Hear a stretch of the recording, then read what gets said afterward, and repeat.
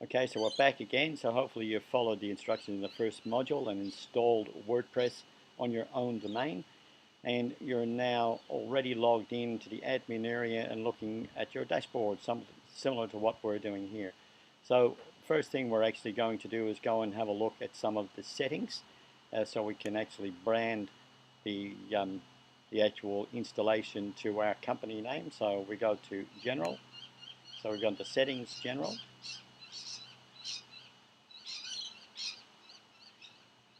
And you can see here it's got the title and the blog, so we're going to make this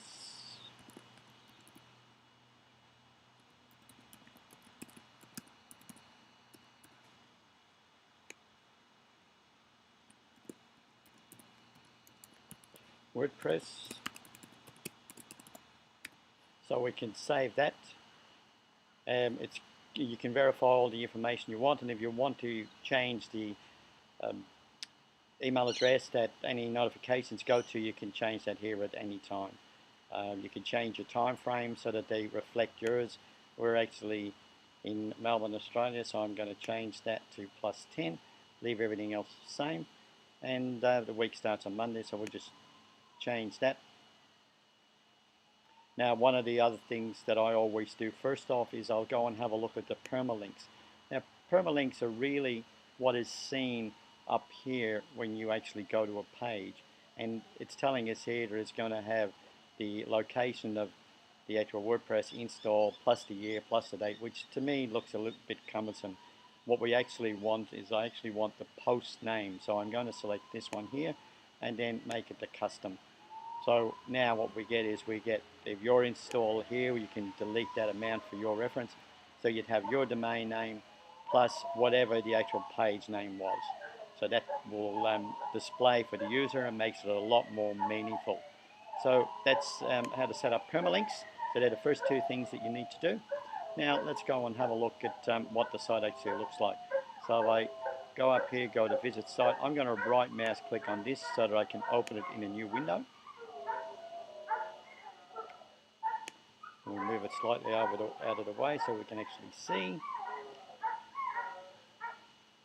And we've got WordPress Academy made easy. Now, the next thing you might want to do is create a couple of pages. So let's go ahead and do that. So we'll go in here, go to Pages, Add New, and I'm going to create a new page by selecting Add New. And we need to give it a page title, so I'm going to, because this is going to go on the menu at the top when we create that, I'm going to call it, rather than calling it home or something basic, I decided to call it here, and we're going to go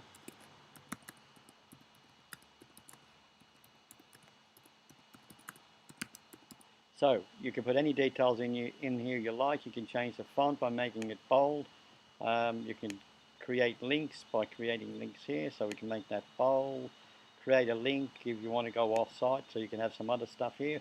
So the content is up to you what you put on your home page, but it obviously needs to be relevant to the client base that you're talking to. So let's publish that and see what it looks like. So to view the page, you can just simply go to the top here and view the page, or click on the link here. So let's click on the link and see what it looks like.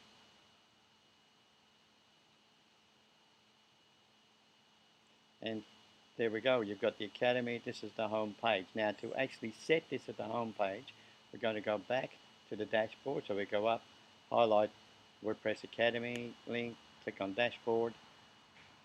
We go back to the dashboard and we go back down to settings. So you've got settings here and we select reading. Now this gives us the option of setting what page people see as the first page when they get to the website.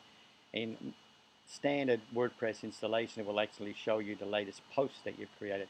We don't actually want that because this is not going to be a blog per se. It's going to be a functioning website that's going to promote your product. So we'll select that, and then based on whatever pages you've created, you'll be able to select the front page, and we can actually drop that down and select the Academy front page.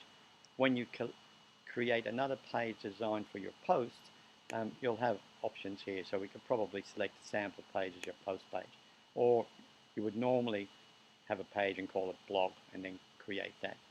You can decide on the number of posts that you want to and the number of items specified. So we'll save that. And now if I go to WordPress and visit the site, we get the page that we actually created.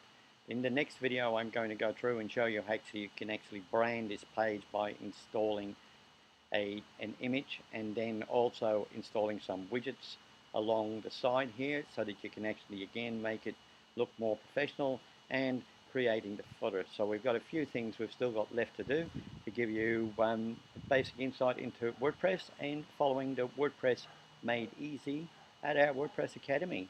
See you on the next video.